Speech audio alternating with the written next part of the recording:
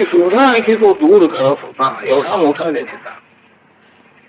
पण त्याला सुद्धा अशी स्वतः भक्ती केली, त्याने योग सामर्थ्य मिळालं, सगळं झालं. शेवटी ते नको, आता किती दिवस करायचं. लोकसंग्रह म्हणतात लोक, पण किती करायचं. ऐकून तो शेवटी पण टिकतो का सारखा. झालं सुधारणा झाली म्हणायचं, इतकं सगळं झालं म्हणायचं, पुन्हा एकदम काहीतरी एका प्रांतात अमुक ठिकाणी बिघडलं, तिकडं लोकांची बुद्धी अशी झाली, तिकडं अमुक संपत झाला, अमुक झालं, पुन्हा काहीतरी होतं.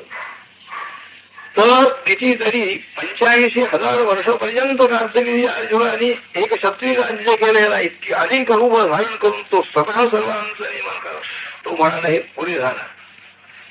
लोकांचा निग्रह करणं, त्यांना हे करणं हे ईश्वराचंच काम आहे. आपण काही त्याच्यामध्ये पडलो हे चुकलं म्हणाल. स्वतःच काहीच नाही, समाधान नाही. त्यामुळे पुन्हा गेला म्हणतो. त्याने काही भाषणही केलं नाही. त्या 2 दिवस झाले, 4 दिवस झाले, काही बोलणं नाही. कोणी ऋषीने सांगितलं, तुमचा इतका मोठा चांगला प्रियभक्त तुमच्याजवळ येऊन आणखी बसलेला आहे, काय त्याचं म्हणणं ऐकून तरी घ्या.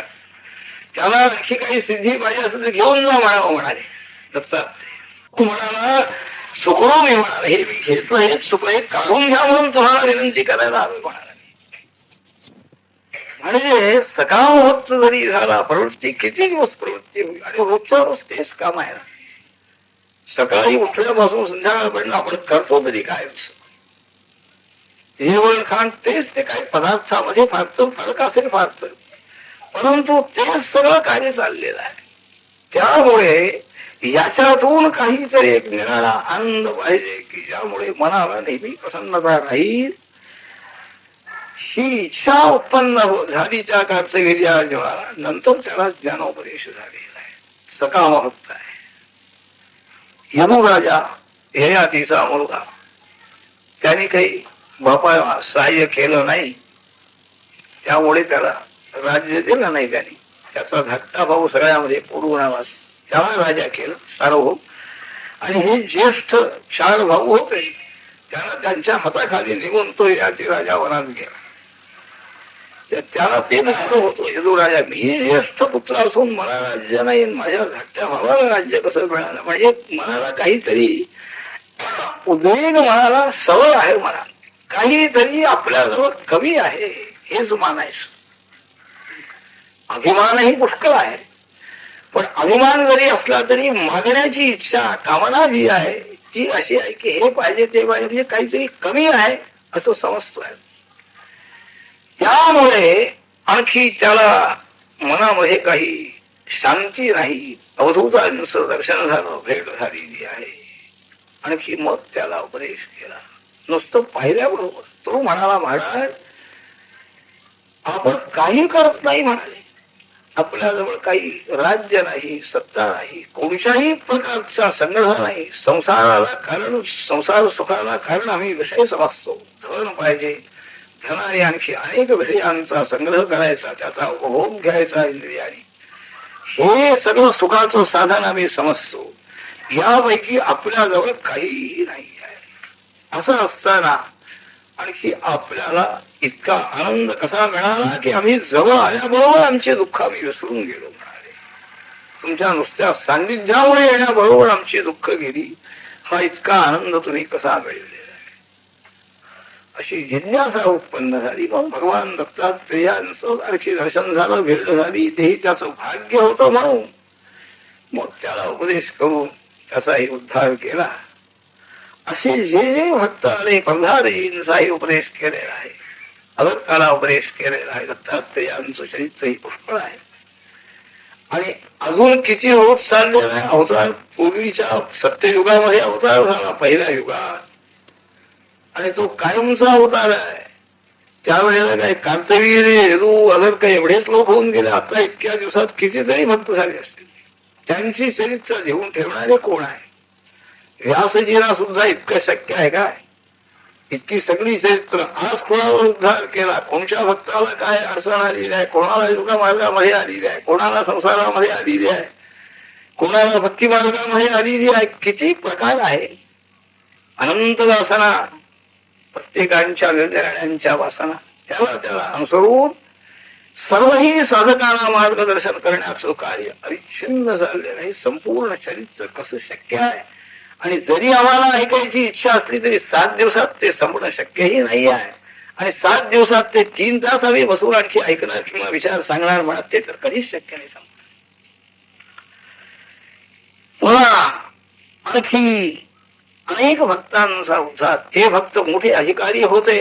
कार्तिकेय काय, यदू काय, अदर्क वगैरे. या युगामध्ये सुद्धा कलियुगामध्ये अधिकार कमी कमी झालेला आहे. मनोधैर्य संपलेलं आहे. आयुष्य कमी झालेलं आहे. भाग्य कमी झालेलं, सगळंच कमी आहे. ह्या सगळ्या मंडळींना भगवान दत्तात्रेयांची भेट होणे केवढं भाग्य आहे त्यांचं. पूर्वीची ज्यांची किती पुण्यकर्म असती पाहिजे ते भगवान दत्तात्रेय भेटले की ते भेटल्यानंतर आता दुःख पुढे ओढणारच नाही. ते सगळं दुःख काढूनच त्याचं आणखी मुक्तच करणं. असे अधिकारी महात्मे सद्गुरूंची भेट होणं म्हणजे भाग्य पाहिजे. तेही भाग्य कुठं आहे आता आमच्या कलियुगामध्ये? हे सगळं भाग्यहीन, सगळे बुद्धिहीन, मंदबुद्धी, सगळंच कमी कमी होत चाललेलं आहे. तरी सुद्धा भगवान दत्तात्रेयांनी पुन्हा श्रीपाद वल्लभा अवतार धारण केला आणि त्यानंतर पुन्हा नरसिंह सरस्वती हा अवतार धारण केला. कृष्णा भीमातस्था जयती परगुरु स्मर्तगामी. स्मर्तगामी भगवान दत्तात्रेयांच्या सहस्रनामामध्ये दळानंद महर्षींनी स्मर्तगामी हे विशेषण दिले. स्मरण केल्याबरोबर येणारे. अर्ज करून वर्ष झालं तरी शेवटी तपशीला जायचं 10 वेळा, तुमचा अर्ज आलाच नाही, शेवटचं उत्तर ऐकून परत यायचं. विचार तर नाही झाला. इथं तसं नाही. स्मर्तगामी भगवान आहे. संपूर्ण जगताचं कर्तृत्व शक्ती ज्यांची आहे ते भगवान स्मरण केल्याबरोबर भक्ताकडे येत आहे. ते स्मरण सुद्धा मात्र अधिकाराचं पाहिजे आहे की त्या वेळेला भगवान दत्तात्रेय येऊन त्याचंही करत आहे. त्याच भगवान दत्तात्रेयाने यः अजः अक्रियः अस्पृहापि एको बहुस्यामिति तृष्णया प्रकृत्या गुणमय्येदं तथानेशो जगत्प्रभुः. अजः अक्रियः आणि अस्पृहा भगवंताचं स्वरूप वर्णन. जन्म नाही, क्रिया नाही आणि स्पृहा म्हणजे काही इच्छा नाही. इच्छाशक्ती आहे म्हणूनही वर्णन केलेलं आहे. ते जगताचं कार्य करायचं सुरुवात झाल्यानंतरच्या सगळ्या शक्तींचा आविर्भाव केव्हाही होतो आहे. पण वस्तुतः का आहे नाही. एकच असल्यामुळे पुढे कशाबद्दल काय इच्छा करायची आणि काय भोगायचं आहे म्हणा. पण त्याला या वेळेला बहुश्याम अशी तृष्णा, इच्छा उत्पन्न झाली, एक वृत्ती उत्पन्न झाली आणि त्या वृत्तीमुळे आपली जी गुणमयी प्रकृती आहे, त्रिगुणात्मक प्रकृती ही केवढी मोठी आहे. मी बहुरूप व्हावं हा एक चैतन्याचा, त्यात परमात्म्याचा संकल्प झाला. त्या संकल्पवृत्तीच्या सहाय्याने त्या गुणमयी प्रकृतीने हे सगळं जगत निर्माण केले. कारण प्रकृती जड आहे ना, अचेतन आहे. अचेतन प्रकृतीपासून कार्य होऊ शकत नाही. सांख्यांचं खंडन याच मुद्द्यावर केलेलं आहे आचार्य महाराजांनी, सूत्रकारांनी. प्रकृती सगळं कार्य करू शकते. कसं करू शकते? आत्मा तुम्हाला मानायचा नाही. केवळ जडवाद तुम्ही जर मानला तर जडाकडून कार्य होणार नाही. कोणी रचनाच व्यवस्थित होणार नाही. कोणीतरी चेतनाचा संबंध हा काहीतरी पाहिजे. त्या चेतनाच्या संबंधामुळे आणखी एक कार्य प्रगती झालेलं आहे. त्याच परमेश्वराने संपूर्ण विश्व उत्पन्न केलं. ब्रह्मस्तंभ पर्यंतम देह बुद्धींद्रियात्मकम सृष्टं चराचरम तत्र संवित्प्राप्त नरोत्तम. ब्रह्मादिक देवापासून सगळी सृष्टी झाली म्हणाली. अगदी स्तंभ पर्यंतम तृणरूप झालेला जीवात्मा आणि ब्रह्मदेव रूप झालेला जीवात तोही जीवच आहे. पण त्याच्या सर्व शक्तींचा आविर्भाव झालेला आहे ब्रह्मदेवांचा. हा आणखी वल्ली किंवा अशा रूपाने असलेले जो जीवात्मा आहे त्यानं काहीच शक्ती नाही. केवळ भोग योनीच्या म्हणून मानलेल्या आहेत त्या सगळ्या वृक्षाधिक योनी. तर हे संपूर्ण चराचर विश्व उत्पन्न केलेलं आहे आणि त्यातही सगळ्या एकंदर जीवामध्ये हा जो नरोत्तम आहे मनुष्य, हा संवित पात्र म्हणून सांगताय. ज्ञानाधिकारी तो आहे. कोण या जगताचा अधिष्ठाता कोण आहे, जगन धर्माचा कोण आहे, समजून घेण्याचा अधिकार आणखी त्या मनुष्याला. हे समजलं पाहिजे, अशी तरी इच्छा अगोदर उत्पन्न झाली. जिज्ञासा अगोदर पाहिजे, जिज्ञासेनंतर मग प्रयत्न. इच्छा ज्ञानाची पाहिजे. ही ज्ञानाची इच्छाच उत्पन्न होत नाही. ती उत्पन्न होण्यालाच किती काळ जातो. ज्ञानभूमी शुभेच्छाख्या म्हणून पहिली भूमिका सांगताय प्रशिष्ट. तर अशा रीतीचा तो मानव जो आहे, त्या मानवामध्ये सुद्धा एखादाच या मार्गाचा अधिकारी होतो. योग्य आहे, मनुष्याला योग्यता आहे, परंतु योग्यता असली तरी प्रत्यक्ष कार्य करण्याला आणखी सुरुवात करणं, प्रत्यक्ष त्या साधन मार्गाचा अभ्यास करणं हे अतिशय कठीण आहे. कारण काय आहे, हे जे रागद्वेषाधिक विकार आहेत मनामध्ये उत्पन्न होणारे, अनुकूल विषय, आपल्याला हे अनुकूल आहे, हे मला पाहिजे आहे, हे प्रतिकूल आहे, हे नको आहे, हे जे रागद्वेषाधिक विकार, हे आणखी त्याच्या विषयाबद्दल, हा विषय चांगला आहे, हा मला मिळावा, हा विषय नको आहे, हा नको आहे, हा मनुष्य चांगला आहे, हा आपल्याला भेटावा किंवा याची मैत्री असावी, हा प्रतिकूल आहे, याचा आणखी मैत्री नको आहे, शत्रू आहेत, असे जे रागद्वेष मनामध्ये विकार उत्पन्न होता, हे ज्या मनुष्याने जिंकलेले आहे आणि दैवी संपत्ती ज्यांनी जास्ती आपली वाढवलेली आहे, दैवी संपत्तीने हे सगळे विकार नाहीसे होतात. भगवद्गीतेच्या 16व्या अध्यायामध्ये आणि दैवी संपत्तीचं वर्णन केले भगवंतानी. असाजून असे मानव जन्म आला असताना सुद्धा ही दैवी संपत्ती प्राप्त करून घेऊन सगळे विकार मनात ते ज्यांनी जिंकलेले आहेत त्यालाच मोक्ष मिळतो म्हणाले. आणि तदर्थम संभवत्यय हा एक मुद्दाम खुलासा महाराजांनी केले. आपल्या मनातले सगळे विकार नाहीसे व्हावे, दैवी संपत्ती जे गुण आहेत ते आपल्या मनात जास्ती जास्ती वाढावे, याकरता प्रयत्नशील राहणारा जो आहे खरा मोक्षाधिकारी, त्याच्याकरता भगवंतांचा अवतार आहे. सर्वसामान्य लोकांकरता नाही आहे असं म्हटलं तरी श्रेष्ठ पुरुष जो आहे, वरच्या भूमिकेवर तो जाऊ शकतो, जाणार आहे, निघाला आहे, जातो आहे, त्याला जर काही अडचण आहे, तो जर खाली कोसळून पडला तर केवढा हे होईल. इतक्या भूमिकेपर्यंत गेलेला आणि तो गुणभ्रष्ट झाला. म्हणून त्याची सुधारणा करायची आहे. अर्जुनाला सुधारण्याकरता गीता सांगितली आणि मग त्याच्या द्वाराने सगळ्यांनाच तो बोध मिळालेला आहे. पण अर्जुन हा मोठा होता ना. अर्जुना तू परिससी परिसूर्या अनुष्ठिती म्हणतात, नुसता ऐकून घेणारा नाहीस, प्रत्यक्ष आचरण करणारा तू आहेस, म्हणून मला सांगावं असं वाटत. तेव्हा जास्तीत जास्त जो आहे गुणाधिकारी गृहीत अनुष्ठीयमानश्च धर्म प्रत्ययंग भविष्यती. आचार्य महाराजांनी उद्दाम हे सांगितलं की जे श्रेष्ठ गुणी जे लोक आहेत, ज्यांच्याजवळ अधिक गुण आहे, त्यांनी धर्माचं ज्ञान करून घ्यावं आणि त्याचं अनुष्ठान केलं तर धर्माचा प्रसार होतो, नाही तर होत नाही आहे. सामान्य लोक ज्ञान करून घेणाराही असमज, ऐकून घेतलं तरी कळलं पाहिजे ना, रहस्य समजलं पाहिजे. म्हणून अर्जुनाला उपदेश केला. अर्जुनाने लढाई केली पाहिजे, नाहीतर काय त्यांना आणखी कोणा दुसऱ्याचे शेकडो अर्जुन त्यांनी निर्माण केले असते. हा गेला तर गेला, नाही उपेक्षा केली. तो खरा भक्त होता, दैवी संपत्ती घेऊन जन्माला आलेला होता, त्याला आणखी वाया त्याचा जन्म जाऊ नये, त्याची सुधारणा केली की बाकीचे लोक आपोआप अनुयायी मिळायला वेळ लागत नाही. नेता श्रेष्ठ नेता होण्यालाच वेळ लागतो, अनुयायी आपोआप जमतात. अनुयायीची काळजी करायचं कारण नाही, अनुयायीची काळजी करणारा नेता होऊ शकत नाही, खरा नेता नाही आहे, ही शक्ती त्याच्याजवळ येत नाही. म्हणून तदर्थम संभवत्यय हा महाराजांनी मुद्दाम सांगितलेला आहे. त्याकरता भगवान जन्म घेत आहे, अवतार घेत आहे.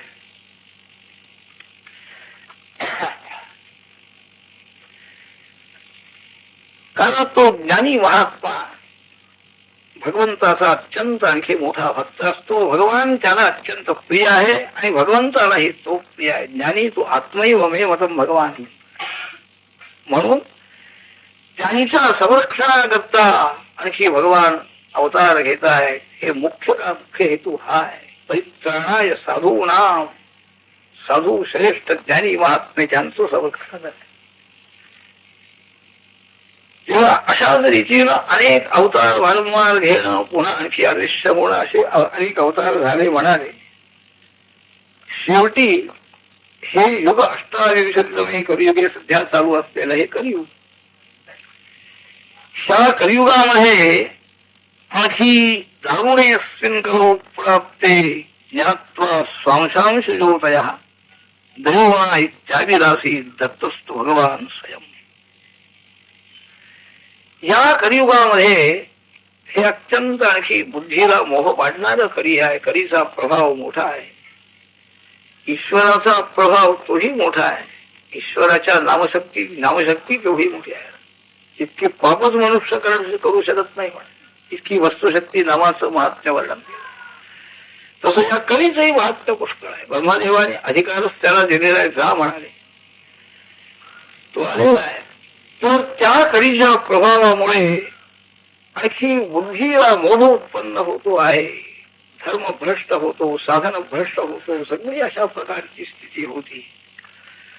म्हणून नेमलेल्या सगळ्या देवताही पुष्कळ आहेत. ईश्वराच्या सृष्टीमध्ये अधिकारी जीवही मोठे मोठे आहेत. इंद्र आहे, सूर्य आहे, चंद्र आहे, वरुण आहे. ही मोठे पुण्यशील जीवात्मे ईश्वराच्या सृष्टीमध्ये अधिकारी जीव म्हणून आणखी नियुक्त झालेले. त्यांनाही कंटाळा यायचा. काय बाबा किती या लोकांना सांगायचं, किती करायचं, ऐकत नाही, जाऊ दे आपल्याला जवळ नाही असं म्हणून कंटाळून जातात ते. मग भगवान दत्तात्रेय म्हणाले आता आपण जायला पाहिजे, आपणच पुढे येऊन कार्यक्रम हे येतील म्हणाले आपोआप. म्हणून गोपाळ कृष्णाने अवतार घेतला. तो इंद्र रागावला. त्या सगळ्या गोपाळाला अगदी सगळं पाऊस पाडून नाश करायचा प्रयत्न. मग भगवंताने तो गोवर्धन पर्वत धारण करून त्यांचं संरक्षण केलं. नंतर त्या इंद्राला पश्चाताप झाला. ही कथा आहे. तसं हे झाले तरी जीवच आहे, पुण्यात्मे आहे. अनेक यज्ञयागादी कर्म करून ईश्वर सृष्टीमध्ये अधिकारी झालेले आहे. तरी सुद्धा हे सामान्य जीवात्मे आहे. त्याला काहीतरी मार्गदर्शनाची अपेक्षा आहे आणि स्वतः जवळ शक्ती नाही. स्वतः काही इंद्रियाचा मनाचा निग्रह करू शकत नाही. त्यांना सहाय्य करण्याबद्दल कंटाळून जाणं म्हणजे काय हेच खरं नाही. कर्तृत्व खरं नाही. खरा कर्मयोग म्हणजे कंटाळा नाही. आणखी ती दया खरी ठरते. म्हणून भगवान दत्तात्रेयाने पुन्हा श्रीपाद वल्लभ नावाचा अवतार धारण केला आणि पुन्हा नंतर नरसिंहसहस्री हे 2 अवतार मुद्दाम दत्तात्रेयाने धारण केलेले आहे. हे कसे ईश्वरावतार कशावरून आहेत याबद्दल त्यांनी सगळी चरित्रातला उल्लेख केलेला आहे. ओंकारोच्चारण जातमात्रेण नयनंतसा सर्वनाम यसा पुष्कळ. चरित्रामध्ये आले झालेल्या ज्या लीला आहेत त्या लीलांचा काही लीलांचा मुद्दाम उल्लेख केले. जन्माला आल्याबरोबर ओंकार उच्चारण करणं. काय प्रणवाचं काय शक्ती आहे, काय सामर्थ्य आहे कोणाला माहिती नाही आहे. हे जन्माला आलेला बालक आणखी प्रणवाचा उच्चार करीतच आणखी जन्माला आलेला आहे. हे ईश्वराशिवाय शक्य नाही. सामान्य जीव असं कधीही शक्य नाही. तो रडायलाच लागतो ना ज्ञानामध्ये सापडलेला. लोखंडाचं सोनं करणं, शुष्क झालेल्या काष्ठाला आणखी पुन्हा पल्लव उत्पन्न होणं, पुन्हा त्याचा वृक्ष करणं, अत्यंत मंदबुद्धी जन्माला आल्यापासून आणखी ज्याला काहीही ज्ञान नाही त्याला पूर्ण ज्ञानी करणं, असे अनेक जे आणखी चरित्र आहे. ही चरित्र पाहिल्यानंतर तो साक्षात भगवान दत्तात्रेयांचा अवतार आहे हे म्हणल्याशिवाय त्याला काही उत्तर नाही कळू शकत. म्हणून अशा सगळ्या मुख्य मुख्य कथा त्याने सांगितल्या.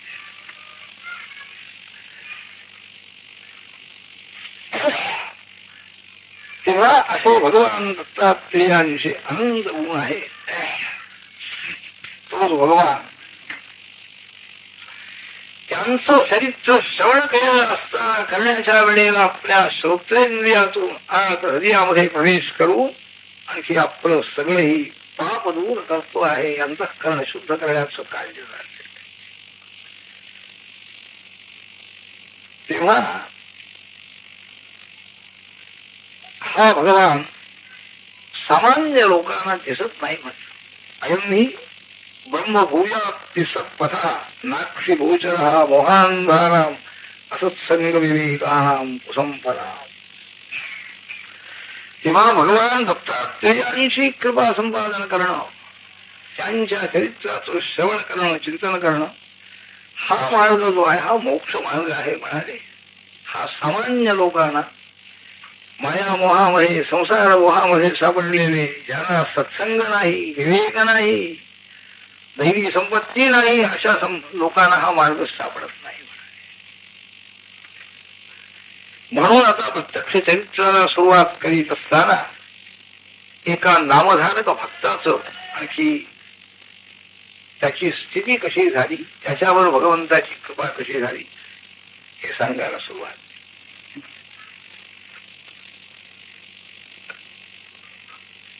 आपलं सवर्णाश्रम धर्माचं आचरण करून राहणारा, गुरुदेवता देवाची भक्ती करणारा, त्यालाच या ठिकाणी भुक्ती आणि मुक्ती प्राप्त होते आहे असं सगळं समजून घेऊन एक नामधारक नावाचा भक्त भीमा अमरजा संगमावरती भगवान नरसिंह सरस्वती महाराज राहत आहे, त्यांचं दर्शन व्हावं, त्यांची कृपा व्हावी अशा उद्देशाने अत्यंत तळमळीनं महाराजांची स्तुती करीत त्यांना शरण निघालेला आहे, शरण घेतो आहे. पुष्कळ त्यांनी स्तुती केलेली आहे. तळमळ त्याची आहे की किती त्याची. सर्वज्ञमान विश्वसाक्षिन्नक्षसे विलापो नश्रुतो विष्णू मम श्रुत्वा उपेक्षसे. आपण सर्वज्ञ आहात देवा, मी तुला काही ओळखत नाही, मला कळलं नाही तुला दुःख झालंय हे तुम्ही म्हणू शकता. आपण सर्वज्ञ आहात, आपल्याला कळलं नाही असं कसं. तू दिसला नाही, सर्व साक्षी आहात आपण, सर्व साक्षीला कोणी दिसला नाही असं म्हणता येईल का? तुझा विलाप, तुझा शोक माझ्या कानावर नाही, तर विष्णू आहात आपण. विष्णू म्हणजे व्यापक, सर्वव्यापी आपण आहात आणि ऐकायला आलं नाही असं कसं म्हणे. ऐकायला आलं तरी मला तुझी जरूर नाही, मी उपेक्षा केली आहे, हे कसं शक्य आहे? सगळं ऐकलेलं आहे, माझं दुःख आपल्याला सगळं समजलेलं आहे. सर्व साक्षी आपण आहात, सर्वज्ञ आपण आहात, सर्व व्यापी आहात, आणखी दयाळू आहात, म्हणून उपेक्षा ही बरी नाही अशी पुष्कळ प्रार्थना केलेली आहे.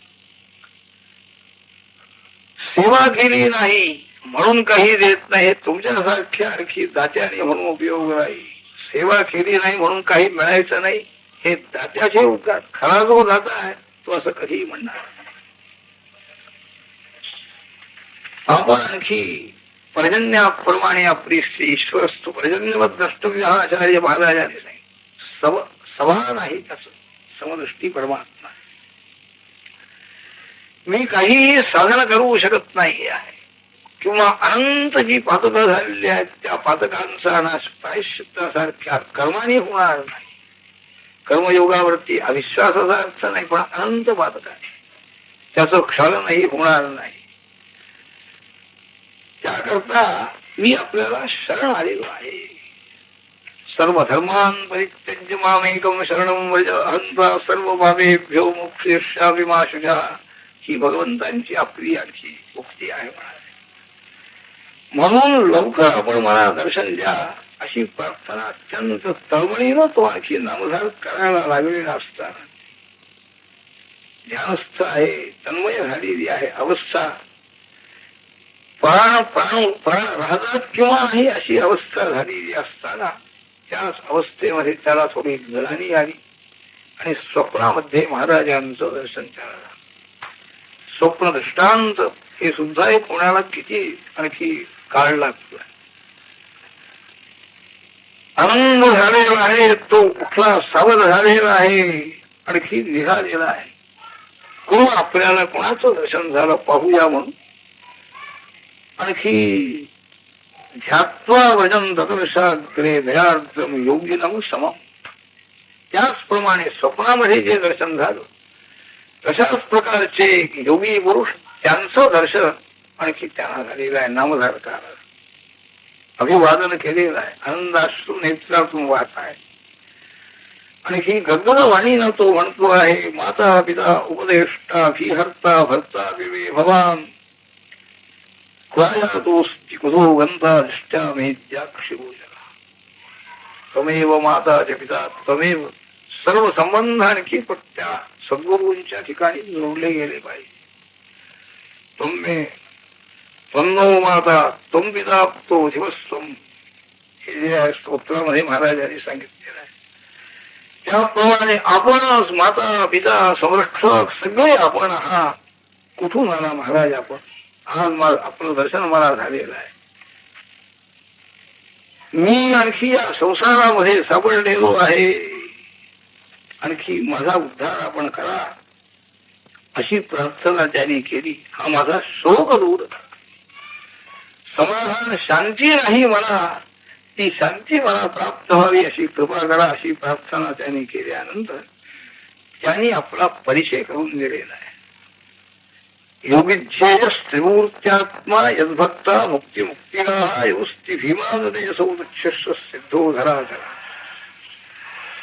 त्या त्रिशती काव्यामध्ये आणखी एक उपार परिचय करून दिलेला सिद्धाने आपला. भगवान दत्तात्रेयांचा मी शिष्य आहे, नरसिंह सहस्त्री महाराजांचा, असं त्यांनी सांगितलं. ते सांगत असताना त्यांनी सांगितलं, सद्गुरु दत्तात्रेयांची नरसिंह सरस्वती महाराजांची पूर्ण कृपा ज्याच्यावर झालेली आहे तो शिष्य तो भक्त कसा असतो हे त्यामध्ये व्यक्त केलेलं आहे. महाराजांचंच ते आहे का. आणि या गुरुचरित्राचं महात्म्यही त्यात दाखवलं आहे. गुरु चरित्रामृत शांत तरसा सिद्धोय मीशे क्षण जात हर्षा भूपृष्ठचारी विषलब्ध दोषा गुरु सदा सज सन्निकर्षा. गुरु चरित्रामृत शांत तरसा, सिद्ध आपला परिचय करून देत आहेत नामधार. सद्गुरूंचं चरित्र जे आहे हेच अमृत आहे म्हणाले. हे अमृत मला मिळाल्यामुळे त्याचाच आस्वाद मी घेत असल्यामुळे शांत तरसा, सगळ्या वासना सगळ्या इच्छा सगळ्या कामना शांत झालेल्या आहे. स्थितप्रज्ञ अवस्था सद्गुरूंच्या चरित्रामुळे प्राप्त होती हे त्यांनी जाणले. सिद्धोयम, सिद्ध म्हणून नाव सांगितलं. कृतकृत्य आहे, मला आता काही करायचं. ईशे क्षण जात हर्षा, सद्गुरूंच्या चरित्ररूपी अमृताचा आस्वाद घेण्यामध्ये मी नित्य निमग्न असल्यामुळे ईश्वराचा साक्षात्कार मला झालेला आहे. त्यामुळे आनंद आहे, प्रमाण सगळी दुःख गेली माझी. कुठं राहता कुठं करता भूपृष्ठचारी, हे विश्वजीव आहे घर. राहण्याची जागा कोणती? भूपृष्ठचारी. काय तुमची योगक्षेमाची विधिलब्ध दोष आहे, संतोष आहे.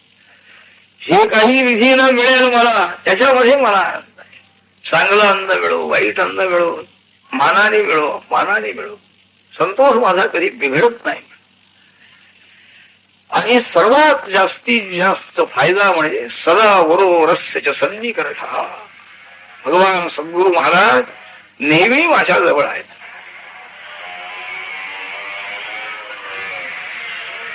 पण हे सद्गुरूंच्या चरित्राचं आणखी पठणाचं मननाचं हे फळ हे सिद्धांनी आपला परिचय करून देताना सांगितले. तो भीमादर निवासी भगवान नरसिंह सहस्त्री प्रभू त्यांचा मी शिष्य आहे म्हणाले. धर्माचर हा असाच फिरत असतो म्हणाले. नामधारकाने सांगितलं महाराज, तुम्ही जे सद्गुरू सांगितले तेच आमचे कुलदैवत आहेत म्हणाले. आमच्या कुळामध्ये त्यांचीच आणखी भक्ती उपासना चालू आहे. असं असताना आणखी सगळी मी त्यांचीच भक्ती श्रद्धेनं करत असतो. मग मला दुःख का, माझी दुःख का शिल्लक राहिली, असं त्याने विचारलं. सिद्धांनी सांगितलं, भगवान नरसिंह सरस्वती महाराज सद्गुरु हे त्रिमूर्ती स्वरूप आहे. उपस्थित श्री संहार सर्व ही शक्ती त्यांच्या जवळ आहे. बाकी सगळे जरी रागावले जीव, तरी अयम प्रभू हा समर्थ आहे सर्वांच्या आणखी कोपातून हा दूर करला. म्हणून हा त्रिमूर्ती स्वरूपी भगवान दत्तात्रेय नरसिंह सरस्वती त्यांची अशी शक्ती आहे बाबा. सामान्य लौकिक जरी गुरु असले, व्यवहारातले जो गुरु आहे त्यांचं सुद्धा इतकं सामर्थ्य आहे, तेही आणखी आपल्या शिष्याचं पूर्ण कल्याण करू शकतात. तुझ्यावरची कृपा झाली नाही म्हणतोस, ते तुझ्या अपराधाचा एवढा विचार कर. तू काही त्यांना बरोबर वाटत नाहीस असं वाटतं म्हणा. संशयात्मा अश्रद्धा क्वापिखे काही नाही बघोत्तरे तही आत्मश्री गुरु तत्व संशयात्मेश्वरोत्तर. त्रिमूर्ती रूपी भगवान सद्गुरु जे आहेत यांनी जगात टाकून दिलेलं आहे, त्याचं संरक्षण कोण करणार आहे म्हणाले. संशय तुझ्या अंतःकरणात अश्रद्धा आहे. गुरूंचं चरित्र आणखी तू ऐकलेलं नाही, त्यामुळे हे संशयाची विकार तुझ्या चिंतामध्ये आहे. हे सांगितल्यानंतर लौकिक सद्गुरू सुद्धा श्रेष्ठ आहे, तो बाकी त्रयात्मा जो आहे मूर्ती त्रय स्वरूप, त्याचं सामर्थ्य काय वर्णन करावं असं म्हणाले. तर म्हणाले याबद्दल एखादी कथा तुम्ही सांगा मला, की सद्गुरूंचं महात्म्य काय आहे हे समजून येण्याकरता मला आणखी एखादी कथा सांगा. त्यावेळेला सिद्धांनी कवानी सगळं सृष्टी रचना कशी कशी झाली हे सांगितलेलं आहे. योगनिद्रित भगवान होते. योगनिद्रा योग शब्दाचा अर्थ महाराजांनी केलेला आहे. सर्व प्राणी वासना सहित मनसा मनस योग हा मनसा योग. प्रलयाच्या वेळेला आता ही कर्मामध्ये जी शक्ती निर्माण केलेली आहे भगवंताने सृष्टी कार्य करण्याकरता, म्हणून जीवात्म्याकडून जे जे कर्म झालेलं आहे, लहान मोठं पाप पुण्यात्मक जे कर्म, ते कर्म फल दिल्याशिवाय आणखी नाही होत नाही. आम्ही समजून राहू, आपण करून गेलो, आता कोण मला विचारणार आहे संपत आहे कर्म, नाही संपत नाही. तर ती जी कर्मामध्ये शक्ती आहे, सारखं आणखी नवीन नवीन जन्म येणं, त्या जन्मामध्ये सुखदुःखाचा अनुभव घेणं, पाप पुण्यात्मक कर्माचं फल म्हणून ही सारखी शक्ती चालू आहे. त्यामुळे सृष्टी चालू आहे. प्रलयाच्या वेळेला ही शक्ती बंद झाली, स्थगित झाली, त्यामुळे सृष्टी संपली. तर ही जी कर्म झालेली आहे ती कुठं राहता, कोणी याची नोंद करून ठेवली आहे. नोंद करून ठेवणं म्हणजे किती कागद लागेल आणि कोण करून ठेवणार आहे, शक्य आहे. एका माणसाची एका जन्मातलीच कितीतरी कर्म होती. रोज मानसिक कर्म आहेत, वाचिक कर्म आहेत, कायिक कर्म आहे. मानसिक कर्म मनाच्या वृत्ती इतक्या वेगळ्या वेगळ्या अशा उत्पन्न होत आहेत, त्या मानसिक मनोवृत्तीचा आणखी उल्लेख करणं हे कितीतरी कठीण आहे. पण ही सर्वही कर्म, ह्या सर्वही कर्मांच्या वासना संस्कार रूपाने ती सगळी कर्म मनामध्ये आहे. क्रिया होऊन गेल्या, पण त्या क्रियांचे संस्कार मनावरती झालेले आहे. कोण मनुष्य ऑफिसमध्ये वेळेला येतो आहे, बरोबर काम करतो आहे, तो करतो काम, रोजचं काम झाले करून जातो, पण त्याचे सगळे संस्कार तो जो वरचा अधिकारी आहे त्याच्या मनामध्ये सगळे संस्कार आहेत. याने अमुक काम योग्य केलेलं आहे, करणार आहे. त्या संस्कार झाल्यामुळे त्याची जी शक्ती आहे त्या शक्तीमुळे याची बढती होऊ शकते. कर्मशक्ती मानली की ईश्वर शक्ती मानावीच लागते. कर्म अचेतन आहे, कर्म संस्कार रूपाने मनामध्ये राहील. परंतु ते कोणचं कर्म आहे, कोणचं कर्म कोणत्या वेळेला फलोन्मुख होऊ शकतं हे सगळं ज्ञान पाहिजे ना. त्याप्रमाणे त्याच्या कर्माची फलाची योग्यता कोणत्या जन्मात द्यावी, कोणत्या जन्मात द्यायला घालावं, हे सगळंही हे विचारपूर्वक सगळं विश्वकार्य चालले. तर सर्वही प्राण्यांच्या ज्या वासना आहेत, संस्कार सगळे ते मनामध्ये आहे. मन अत्यंत सूक्ष्म आहे म्हणतात, पण त्याच्यामध्ये सगळ्या वासना आणि त्या सगळ्याही वासना सहित मन त्यावेळेला फक्त राहील. प्रत्यक्ष वासना प्रगट झाल्या आणि कर्माचं फळ मिळालं, शरीर उत्पन्न झालं वगैरे, ते सगळी कार्य बंद झाली. केवळ मन तेवढं आहे, सूक्ष्म शरीर याला म्हणतो, मन मुख्य आहे का. त्या मनाचा योग ईश्वर स्वरूपाशी झाला, त्याला निद्रा असं म्हणतात. कारण संहार झाला तो ना, सगळ्या स्थूल रूपाचा व्यक्त रूपाचा संहार झाला. केवळ वासना सूक्ष्म रूपाने सगळे कर्म संस्कार घेऊन मन शिल्लक राहील. ते योगनिद्रा सर्व संहार रूप झालेली आहे. आणि त्या वेळेला आणखी पुन्हा ते संहार काल संपला. कालही कारण आहे, सर्व ही कर्म संस्कार रूपाने असणारी सगळी कर्म ही कारण आहे. तर सगळी सृष्टीची कारण सामग्री सगळी आहे ईश्वराजवळ. त्यामुळे संकल्प फक्त झाला, त्या संकल्पाबरोबर सगळी सृष्टी पुढे झाली म्हणाली. प्रथमतः ब्रह्मदेवाला निर्माण केले, तेही असेच आनंदामध्ये समाधी कालामध्ये निबंध आहे. ब्रह्मदेवांच्या रात्रीच्या वेळेला त्रैलोक्याचा प्रलय होतो, नैमित्तिक प्रलय. पण त्यांना जागृत केलं, म्हणजे त्या निद्रेतून आणखी त्यांना सावध केलं आणि त्यांच्या द्वाराने पुढची सगळी सृष्टी आणखी भगवंताने केली. त्यांना सर्व वेदज्ञान अगोदर दिलं भगवंताने, ब्रह्मदेवाने. आणि त्या वेदज्ञानाच्या प्रभावाने सगळी सृष्टी रचना त्यांनी केली. वर्ण विभाग, आश्रम विभाग वगैरे सगळे त्यांनी निर्माण केले. त्यानंतर प्रत्येक युगाची योजना त्यांनी केली. काळामध्ये त्यांनी विभाग मांडलेले आहे. कृतयुगामध्ये वैराग्य, ज्ञान वैराग्य म्हणजे निवृत्ती मार्गाला जास्तीत जास्त प्राधान्य आहे. त्याचप्रमाणे त्रेतायुगामध्ये यज्ञ सामग्री वगैरे घेऊन यज्ञयागादी कर्माला प्राधान्य आहे. द्वापार युगामध्ये पुण्यभाग वगैरे हे सगळे समाशे झालेले आहे. द्वंद्वात्मक जास्तीत जास्त द्वंद्व प्राधान्य त्याला आहे.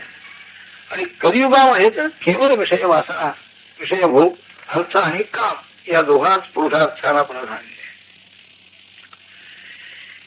प्रत्येकाचा काल मात्र ठरवून दिलेला आहे त्यांनी ब्रह्मदेवाने, तो दिलाय महाराजांनी. याच्यामध्ये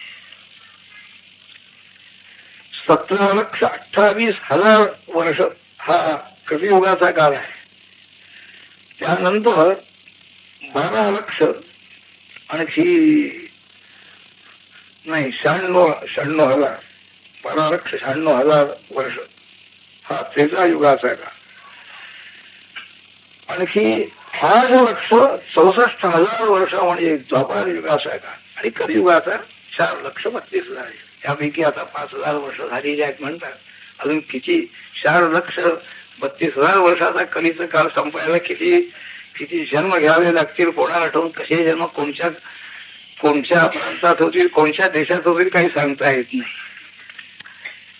तर असे सगळे युगभेद त्यांनी केले. त्या प्रत्येक युगाचा प्रवर्तक जो आहे, जो देवता रूपी, त्याला त्याच्या युगामध्ये आणखी भूलोकावर त्यांनी पाठवलेला आहे.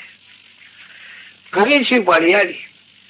करी म्हणाला, मला तुम्ही भूमीवरती पाठवू नका म्हणा, मला जायला भीती वाटते. धार्मिक होक आहे, धर्माचरण करणं, सद्वासना आहे, दैवी संपत्ती आहे. माझा स्वभाव म्हणाले हे सगळेही याच्या विरुद्ध आहे. भ्राता अन्य स्त्री स्वहत्ताने षड्विद्भा प्राणबंध, हे सगळं त्याने आपलं स्वतःचं वर्ण. परस्त्री हरण करणारा माझा बंधू मी समजतो. कामक्रोधादी क्षण विकारांची आणखी वाढ करणारा आपल्या मनामध्ये तो अगदी मला प्रिय असतो म्हणाले. आपली व्रत सगळी सोडून देणारा, वाटेल तसं वागणारा, हे सगळे माझे आणखी आत्मीय आहे. अशा भूलोकामध्ये ज्या ठिकाणी गुरूंची देवतांची पूजा अर्चा चालू आहे, पितरांची सेवा चालू आहे, तिथं मी जाऊ कसा? कलीलाही प्रश्न पडला. ब्रह्मदेवाने सांगितलं तुझा काळ आलेला आहे म्हणाले. बाकीच्या सगळ्या युगांचे काळ संपलेले, तू आता जा. पण त्याला सांगितलं आसुरिया संपदा गच्छ वशालोका भवन्ति. त्यानेच नेमणूक केलेली आहे ना. असुरी संपत्ती बरोबर घेऊन जा म्हणाले. दंभो दर्पो अभिमानश्च क्रोध पारुष्य देवच अज्ञानांच्या अभिजातस्य पार्थ संपदम आसुरीम. ही संपत्ती घेऊन जा म्हणाले. तिचा विस्तार झाला म्हणजे तुला जास्ती भाव तिथे मिळेल.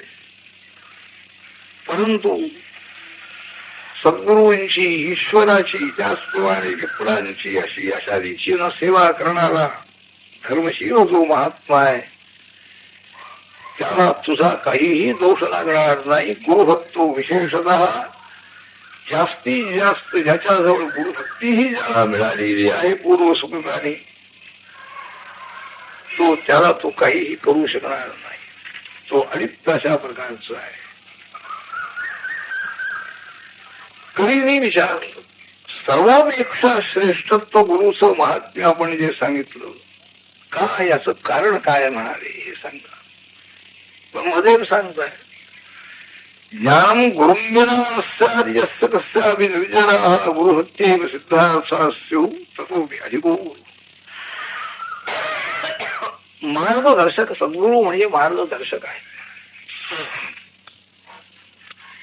योगाभ्यासासारखं जो अभ्यास आहे प्रयोगशास्त्र आहे, तिथं स्वतःच्या बुद्धीनं अभ्यास करून चालत नाही आहे. प्राणायाम कसा करायचा, किती प्रमाणात करायचा, त्यांच्या सान्निध्यातच प्राणायामाचा अभ्यास करावा. योगी पुरुषाच्या असं मुद्दाम सांगितलं आहे. पुस्तकं वाचून करता येत. कुठल्या तरी नाडीत काहीतरी प्राणवायू शिरून बसला म्हणजे संबंध भेट लागण्याची पाळी. आयुष्य संबंध घेणं फुकट घेत.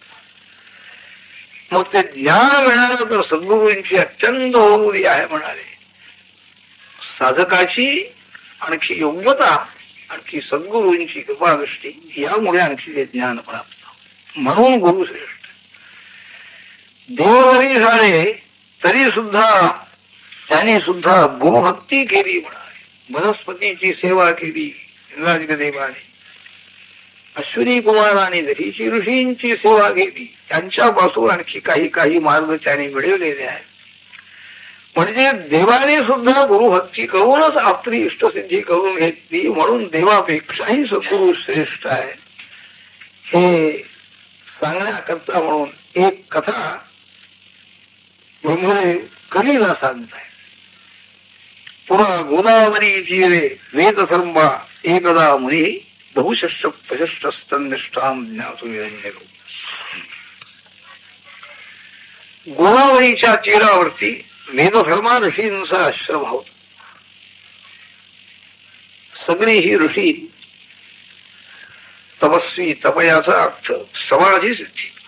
समाधीमध्ये जितका काल राहता येईल तितकं राहायचं. कश्यप ऋषींना पुष्कळ स्त्रिया होत्या म्हणतात. पण ते एकदा आपण नदी तीरावर जाऊन समाधी तप म्हणजे समाधी लावून बसले केव्हा सावध होते कोणाला ठाऊक. अन्न नाही, पाणी नाही. मग कुठल्या तरी स्त्रीच्या आश्रमात जायचं काय, सगळी योगक्षेम आहे ना, सगळं धर्माचरण, मग विचारायचं. बलिराजा झाला, त्याने सगळं राज्य घेतलं, सगळे देवांना आणखी निर्वासित होऊन जावे यांना काही कल्पनाही नाही. तसे हे वेदधर्मामुळे ही श्रेष्ठ ज्ञानी महात्मे पूर्ण योगी पुष्कळ शिष्य मंडळी आहेत, प्रशिष्य आहेत. सगळे अरण्यामध्ये सगळी योजना, पुष्कळ गोधन असायचं, गाईचं दूध मिळायचं, सात्विक संगतीही आहे, सात्विक आहारही आहे, त्यामुळे चित्त शुद्ध आहे. सर्व शिष्य मंडळींच्या समोर एकदा ते वेदधर्मा ऋषी म्हणू लागले की पुष्कळ माझं संचित कर्म कितीतरी होतं म्हणा. ते तपश्चर्या करून संपत आलेलं आहे. पण काही प्रारब्ध रूपामध्ये पर्यवसान झाले. संचित कर्माचा क्षय करता येत. जे संचित कर्म प्रारब्ध रूप बनलेलं आहे की फल द्यायला ज्याने सुरुवात केली त्याचा मात्र भोगादेव क्षया. तेव्हा काही प्रारब्ध कर्म माझं शिल्लक राहिलेलं आहे आणि भोग त्याचा भोग घेतला पाहिजे. व्याधी उभे ना आणि आधी व्याधी मला उत्पन्न होतील म्हणाले. तेव्हा तुमच्यापैकी माझं रक्षण करणारा, माझ्या जवळ राहून आणखी माझी सेवा करणारा कोण आहे असं त्यांनी विचारलं. काय सगळेच आम्ही आहोत तेव्हा सगळे असं नाही म्हणाले. काय काय होणार आहे सांगतायत. गरज कुष्ठाभिभूत असते मग दंशादी वारणही क्षालनही अन्नदानैश्च प्रेमणा कस्तत्र रक्षकः. नुसतं रक्षण करायचं नाही आहे. गरज कुष्ठ संबंध शरीरातून कुष्ठरोग वाहणार आहे म्हणते. माशा बसणार अंगावरती त्या दूर करायच्या, ते धुवून काढायचं, मला आणखी अन्न आणून द्यायचं भिक्षा मागून सगळं. असं माझं रक्षण कोण करणार आहे असं त्यांनी अजून हे सुरुवात व्हायची होती या प्रारब्धाला. चांगल्या स्थितीमध्ये असं होणार आहे म्हणून सांगितले. सगळे स्वस्त वाटलेले भेजी आहे. होय म्हटलं म्हणणंही कठीण आहे. सेवा झाली पाहिजे नाहीतर शाप मिळायचा. म्हणून सगळी मंडळी स्वस्त बसलेली असताना एक दीपक नावाचा शिष्य होता. अनेक जन्माचं सुकृत त्याचा आहे उद्याला आलेलं. ते ज्ञानेश्वर महाराजांनी वर्णन केलेलं आहे ना. देवद्वेष गुरुप्राज्ञ पूजनम शौचवारी जवम याची व्याख्या करताना गुरु शब्दाचा अर्थ केला. माता पिता हे गुरु म्हणून सांगितले. आणि दुसरे म्हणजे संसारा अहिंसा दारुणा जो भेटताची कधी हरिशीण ज्ञानदानी सकरुण भजे गुरु हे वर्णन केलेलं आहे. तर संसार रूप जो रोग आहे तो अगदी कायमचा दूर करणारे सद्गुरु त्यांची सेवा घडली पाहिजे. ही याला बुद्धी उत्पन्न झाली. दीपकाचा निश्चय आहे सद्गुरूंची सेवा आणि त्यांनी जे वर्णन केलेलं आहे त्या अवस्थेमध्ये सेवा करायची. हा निश्चय होणं फार कठीण आहे. त्यांनी सांगितलं महाराज आपला हा दोष शिल्लक ठेवू नका, घालवून टाका नाही तर मोक्षाला विघ्न होईल. तेव्हा असं करा, तुमचं सगळं जे पाप आहे प्रारब्ध ते मला द्या तुम्ही आणि मी ते भोगतो. हे सुद्धा कठीण आहे.